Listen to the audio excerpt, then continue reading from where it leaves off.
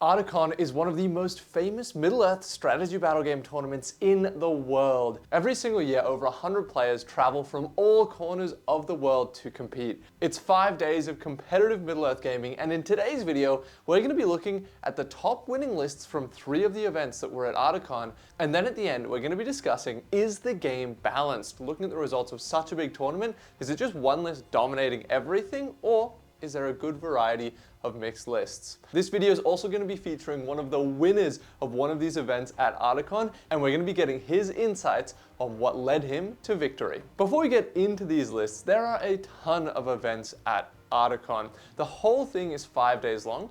There's 2 days for the SBG International Invitational Masters, 2 days for the doubles, 2 days for the official World Championship, and then there's another day at the start where there's a last chance qualifying for the Invitational Masters and a 1-day doubles. On top of all that, there's also the Team Champions, where countries and teams just compete to see who truly is the best.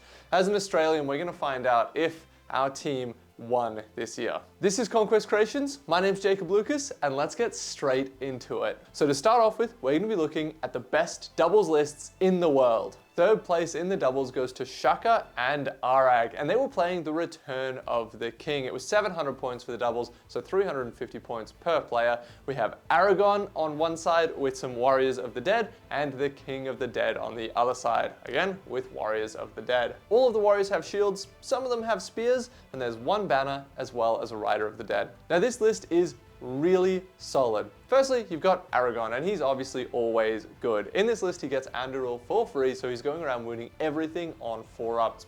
He also gives a bubble of +1 fight value to the Warriors of the Dead, moving them from fight 3 up to fight 4, which is a big deal, especially when those Warriors of the Dead are so expensive.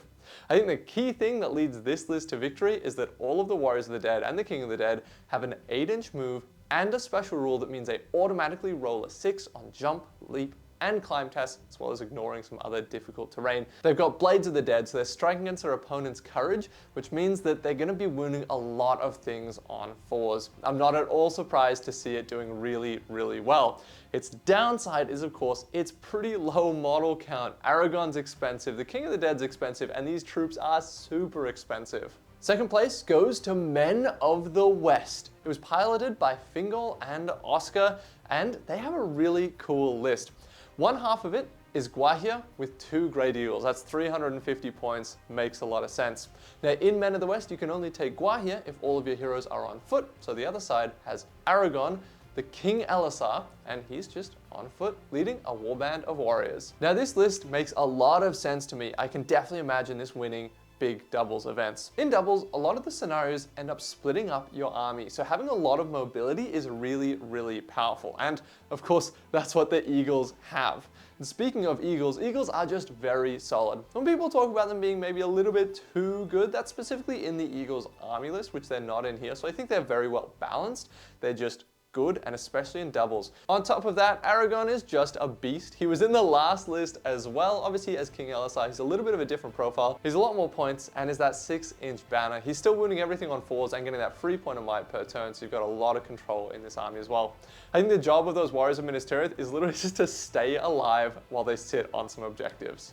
And first place for the doubles goes to Thurum and Histan, and they were playing Lurtz's Scouts. One side had Lurtz, a banner, and a captain, with the rest of the space filled in with warriors, while the other side had Ugluk, a captain, a drummer, and another banner. And Lurtz's Scouts is very solid. Once again, this is a doubles mission, which means all those scenarios require a lot of mobility, and this army has that in droves. They have an 8-inch move across everything, because these Urukai are fast, and that drummer means they can go even faster, so they can be moving up to 11 inches with the drummer. So this army is all about linking those 2 sides together and then swarming just portions of your opponent's army at a time. You also get a decent amount of models. You have some really good shooting with the strength of your Urukai bows. Ugluk can solve all of your army's courage problems, and Lurtz is just a solid beater who can get free heroic combats with 3 attacks at strength 5. He's able to put out a lot of damage really quickly. And those are the top 3 from the doubles. The next event that we're going to be moving into is the SBG International Invitational Masters. To get into this tournament, either you had to win a Masters tournament from the country that you're from, Or the day before this 2-day event started, there was an LCQ, or last chance qualifier, to get into this one. So it's pretty select entry. There was 16 players and they battled it out for the #1 spot. We're going to be looking at the top 5 lists of this one. This video is brought to you by the Conquest Creations library of STL files. Over on our website, you can find our full collection of works, including some of my favorite pieces like the Halfling Farmstead set and the Deep Citadel. If you sign up to our Patreon, not only do you get a 15% discount code for our website, but every single month for the Conquest Champions tier, we release a bundle of STL files. If you sign up today, you'll get the Mountain Peak set. And then on the 1st of September, we're going to be releasing our next set, which is the Realm of the Bear Lords. This set comes with a heap of scatter terrain, and behind the scenes right now, I'm working on painting this setup, and I'm really excited to get it released. All right, let's keep going with this video. So in 5th place, we have a pretty hectic list. It's atop the walls being played by Tyler from Mountain Goat Gaming. So I've got to say, 3 of the Mountain Goat Gaming guys went to Ardacon this year. They made the trip all the way from Australia. It's Sean, Alex, and Tyler, and they're going to be putting content out on Mountain Goat Gaming, so make sure you check that out after this one. Tyler has a pretty cool list here. So he's got Gandalf the White on Shadowfax with Pippin, teamed up with Huron the Tall on horse, and a bunch of Knights of Minas Tirith, and then 2 Avenger Bolt Throwers. This is a crazy list. When I saw that he was taking this, I thought he'd lost his mind. It's low model count, it's got a lot of shooting because of those 2 Avenger Bolt Throwers. It's got Gandalf the White, who's great, but usually he's a support hero, and Huron the Tall is also great, but does he need a 250 point support hero? This list just blows my mind. It's super cool for so many reasons. Firstly, it's just Gandalf and Huron with the Knights who are able to charge, and those 2 Avenger Bolt Throwers sitting at the back, providing that threat range and choosing where on the battlefield they need to meet. And because the Knights or the Cav are so fast, Tyler has just a lot of control on where the battle is going to take place. Gandalf the White is really, really good, but he has 250 points, which is obviously a lot. But with an effective 9 will, sort of, and a bunch of fate that's re-rollable, he is such a beast. But I didn't think he'd be enough to carry a list on its own. Now, Tyler is a really good player, and if you want to hear about how his games went, check out Mountain Goat Gaming. 4th place goes to Dolrudir, who is playing Men of the West. And this is actually, ties in with what I was just saying about Tyler's list. He has Aragon, King Elisar on horse, with some warriors of Minas Tirith, and then Gandalf the White with Shadowfax and Pippin with a handful more warriors. Now, this list also blows my mind. It's not what I was expecting, but not because it's super whack you're out there. It just feels like, and this is absolutely no disrespect meant at all, because this is a 4th place list, and I'm not going to spoil it, but you might be seeing it again. This is what I would imagine someone who is brand new at the game making. Like, you buy the Gondor Battle Host, and then you buy Aragon, King Elisar, and you put it together, and you put it on the table, and that's what you play with. There's not subtlety in the warrior choice. There's no bows, which is crazy to me. I would always just drop in 1 or 2 bows. I've made heaps of videos in the past about building army lists, and I'm always saying, if you can't take some bows, just take 2 or 3. It's always worth it. And this has broken the rules there. This list also doesn't have a banner, and with this new addition, lots of people have kind of maybe said as a negative about it, or they complain saying that, it's unfair how some factions don't get access to banners even though banners are worth points. And while I do think that's a little bit silly, I think it's totally fair and balanced within the lists. But he didn't take the banner, even though he could have. Obviously, Aragon's a 6-inch banner, so he still has the effect, but the banner for those VPs isn't present here. So it's a really, really cool list, and we might be seeing it again. 3rd place goes to Jakob, playing Army of the White Hand, and Army of the White Hand lists are long, so I'm just going to read this one out. We've got Saruman on foot, so no horse there. Wildman Oathmaker, no surprise there. 2 Wildman Chieftains, makes a lot of sense. Grima Wormtongue, absolutely no surprise there. And he's got 2 Crabane, 3 Crabane, 4 Crabane, 5 Crabane. So that is a lot of Crabane. So coming in at 3rd place in the Invitational Masters is pretty impressive. Now, Army of the White Hand is one of the lists that I put as the top #1 best army in the game, and a few other people have also shared those thoughts. It's done really, really well. over in the GBHL and in lots of their big tournaments. So is it a little bit too good? Well, let's talk about what it does and figure out what we think about that. Saruman is just, good all round. He can nerf heroes really well with his magic, but he gets 3 once per game spells. He gets the Lightning Bolt, he gets a, what's it called? A Gale of Wind, something along those lines, and he gets a Thunderous something. Basically, Lightning Bolt, he can do Strength 6 hit blast attack as long as people are more than 12 inches away from friendly models. The Gale of Winds means once per game he can half the movement of the whole enemy army for 1 turn, and then the other one gives a whole enemy army fearful. So they will have to pass a courage test to charge. That's really, really good. Grima is also really good, and there's not a lot you can do to stop him, because if he's within 6 inches of one of your heroes, then they have to spend 2 points of might rather than 1 to call a heroic action. So really expensive. This army also has a lot of models. Yes, Wildmen are low defense, but they're cheap, so you can get a ton of them. The Crabane are kind of the secret sauce here as well. They're 12-inch move flying models. They're swarms, so they can't be trapped, and they've got 4 wounds. So even though they don't necessarily need to kill a lot, they're an incredibly powerful utility piece. Let's go into the next list, which is also Army of the White Hand.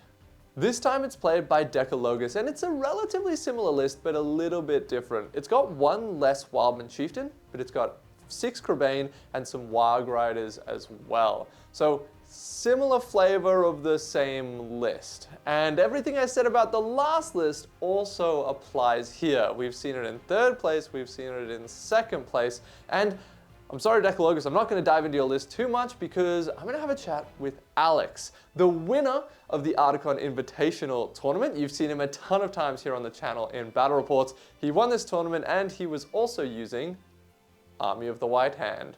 So I ended up taking, after much indecision and kind of flitting between 2 different lists, the Army of the White Hand.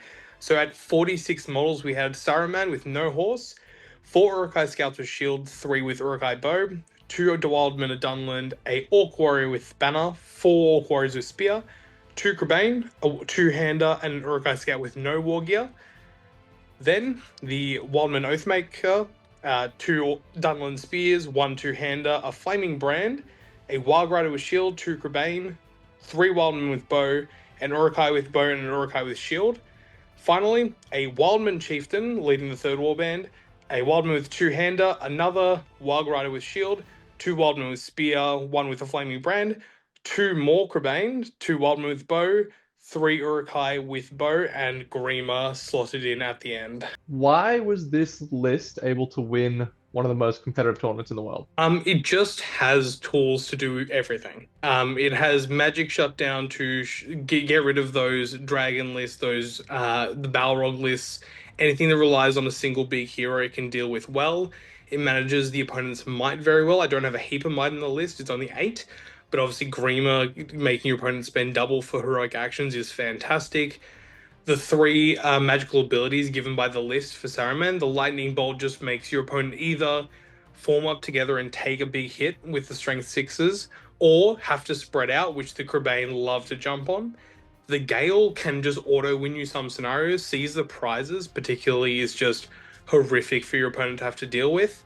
And the Thunder is interesting. I didn't end up using it, but I can imagine circumstances where it will be quite devastating.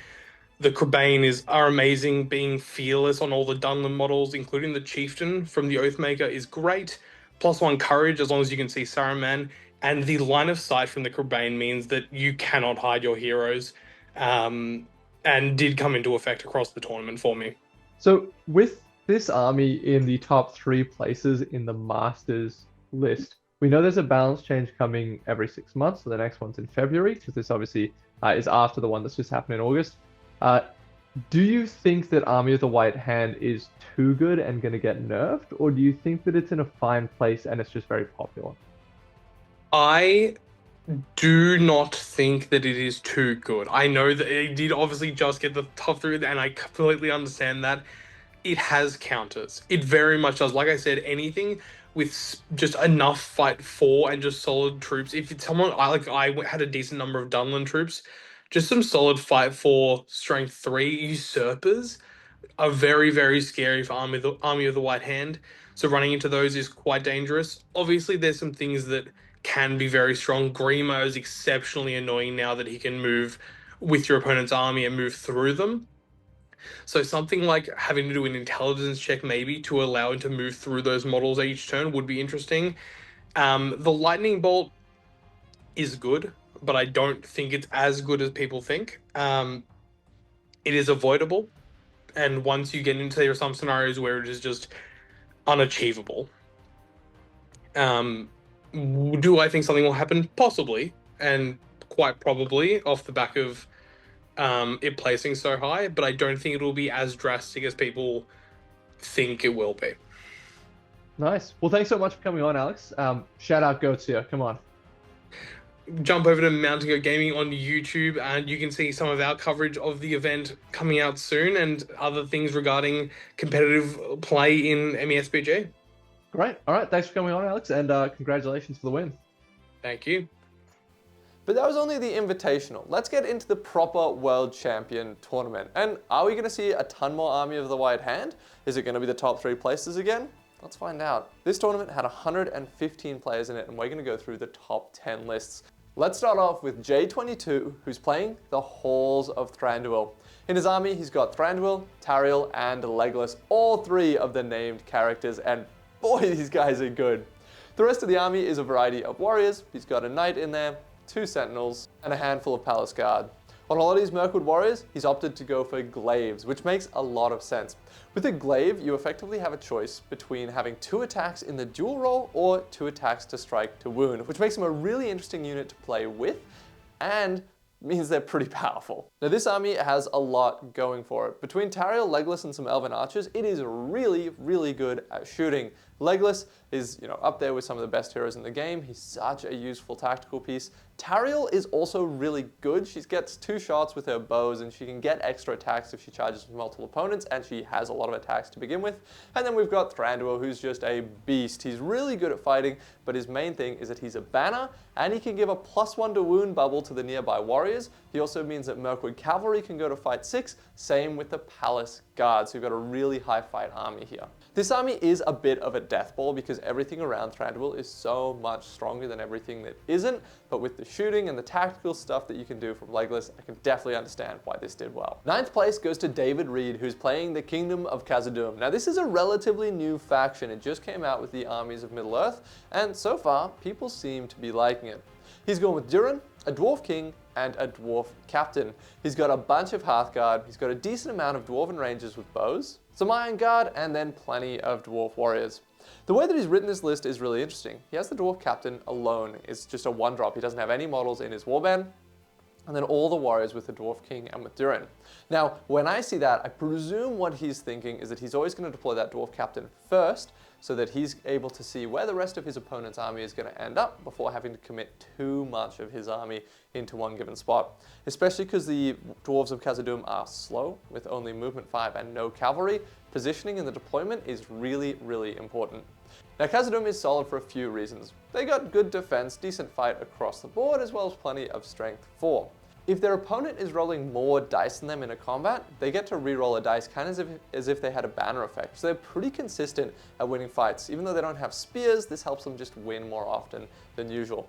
They have the Dwarven Mirrors, which can nerf enemies shooting, as well as having dominant on all of the warriors, the Dwarven Warriors and Dwarven Rangers. And finally, they also get reroll 1s to wound. So there's a stack of bonuses on them that really help bring them from being the steaming mediocrity that they were last edition up to something that's really playable now. And obviously, David's been able to do pretty well with them. Next up, in 8th place, we have Ugluk Scouts. And this time, it's played by Alex, once again from Mountain Goat Gaming. He's got Ugluk, Grishnak, 2 Uruk-hai Scout Captains, and 2 Isengard Orc Captains, and then just a bunch of dudes, which is really good to see.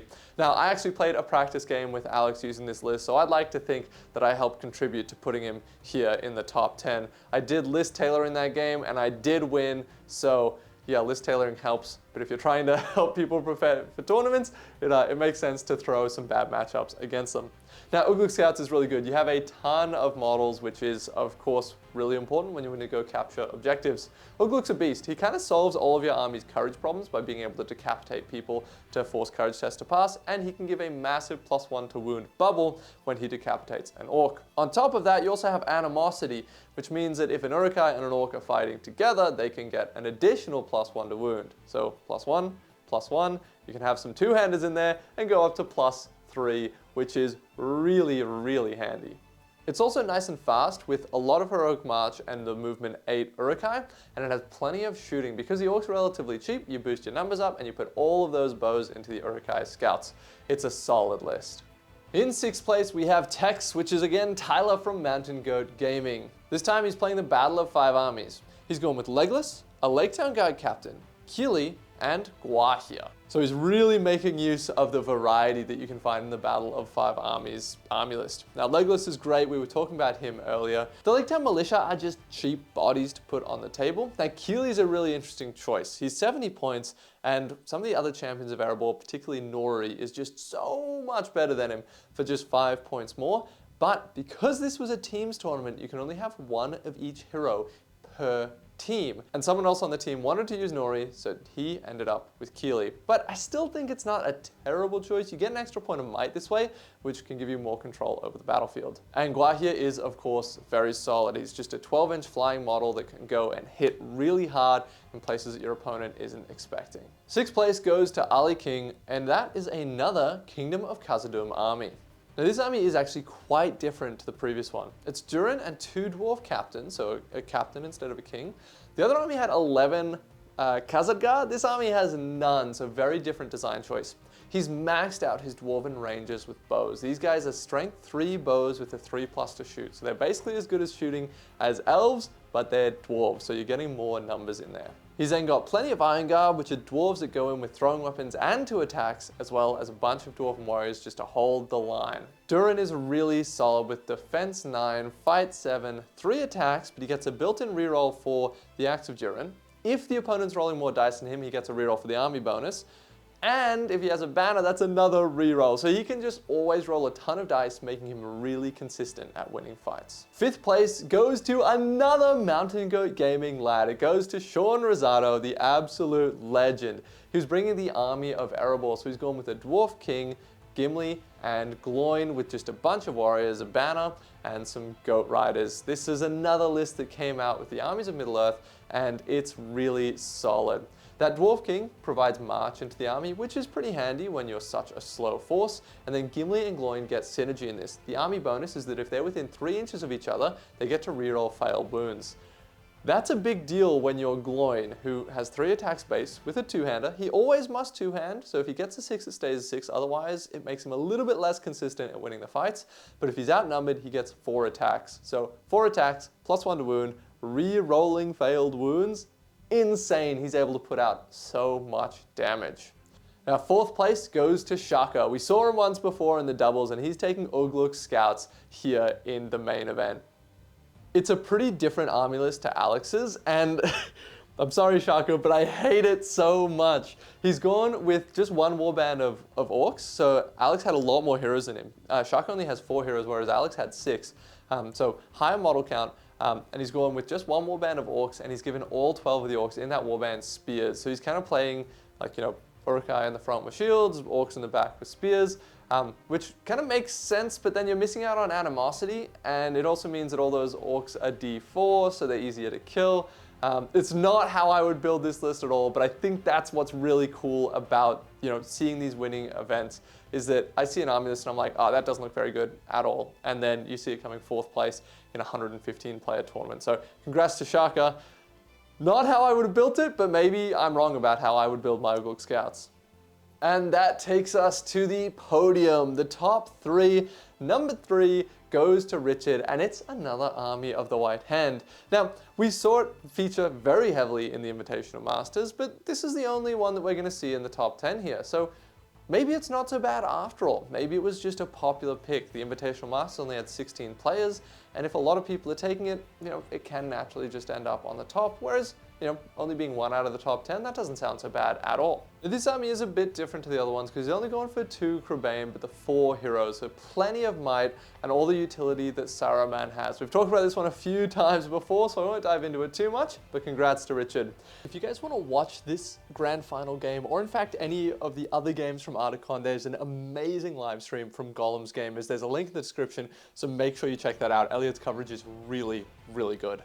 That puts us to the top 2, and in second place we have a super unexpected list. This is one I said would actually come up later. It's Men of the West once again. It's Aragon, King Alessar on horse, with Gandalf the White on horse with Pippin, and then just some warriors of Minas Tirith. And everything I said about it before applies still, but it applies even harder because now he's in second place of the biggest tournament of the event. So second place is a fantastic result for this, and I want to dive into why it would have done really well. Now, I got these insights from Alex over on MGG, not from the player himself, but ultimately, I think it comes down to this being a really solid off-meta pick.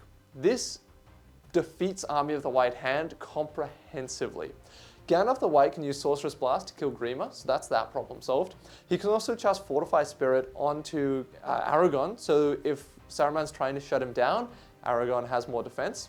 It's got 9 will when trying to resist spells because it can use Shadowfax's and Pippin's will, and Gandalf gets resistant to magic, so that's really, really solid. Gandalf the White has your staff is broken, so he can just break the staff of Saruman, which is really helpful. Now, the Crebain still cause a lot of problems for it because they can tank the heroes, but the line of Minas Tirith warriors can just sit there in shield wall, staying alive, while Aragon and Gandalf kind of chew through everything. It's also got unlimited resources thanks to Aragon's free point of might every turn, and the full Frodo ability, which is pretty good, can once per game give you a +1 fight value bonus, so it can save Aragon's striking in some situations, and it means that you've got a turn where all your warriors of Minas Tirith are 5/5. Fantastic for just staying alive if you're up against a 5/4 horde like a or not even a horde, but like an army of Erebor like Sean's army, where they're all 5/4 and they'd absolutely rip through this battle line. This can just make it last a little bit longer. Fantastic effort. This is an army that I've got all the miniatures for, just not painted yet. And it's kind of, it's not something I was ever expecting to do because I didn't think it'd be very good, but it's really to the top of my painting list. I've got my King Elisar, and he's going to get some paint very, very soon. Now, one really interesting thing that I want to talk about here is this has Gandalf the White in the Men of the West army, which means he doesn't have his Staff of Power. Usually, you get to get a free will point every turn that you can cast magic with. It's fantastic. He doesn't get that here, but he does get reroll failed casts or reroll all casts. So it's less consistent in terms of he can't cast every turn, but when he does cast, it's better.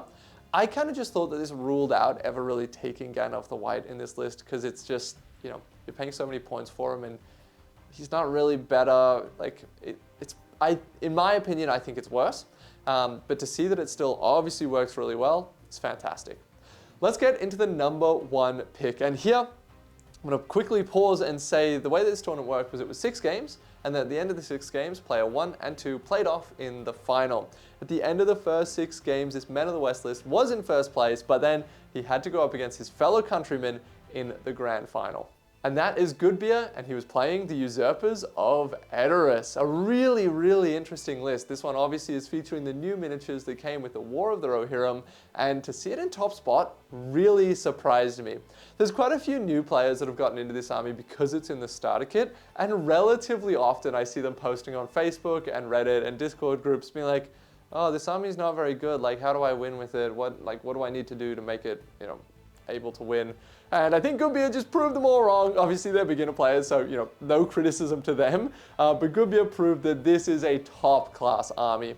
I really like it because it definitely wasn't anywhere near my top 10 pick of one of the most powerful factions. I never would have predicted it being in the top 10. In fact, never would have predicted like 1 or 2 being in the top 10 at all. So it's great to be surprised and to see how the game is constantly swirling. He's gone with Freka, Wolf, and 2 Hill Tribes chieftains. He's got a big horde of guys and 7 whole entire Crebain. Wow!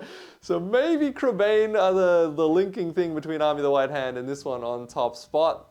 Maybe they'll get nerfed, maybe not. Maybe they're totally fine. They're just a really good utility piece. They cost 20 points each, so this is a 700-point army, 140 points spent on Crebain. That is a lot. Now, really interesting, this army doesn't have a banner. You can technically get a banner in this army list if you take Lord Thorn with the Rohan Traders, but he's left that at home. So even though it doesn't have a banner and there's banner victory points in several scenarios, it obviously doesn't matter that first and second place didn't have banners. He's got a big horde of dudes with a bunch of bows, a bunch of spears, a couple flaming brands to get dominant 2 on some models, and Freka as the leader. Freka gives a fight 4 bubble, which is really handy on this army because everyone's defense 3, so if you lose the fight, you're very likely to die. If you have fight 4, you're less likely to lose the fight.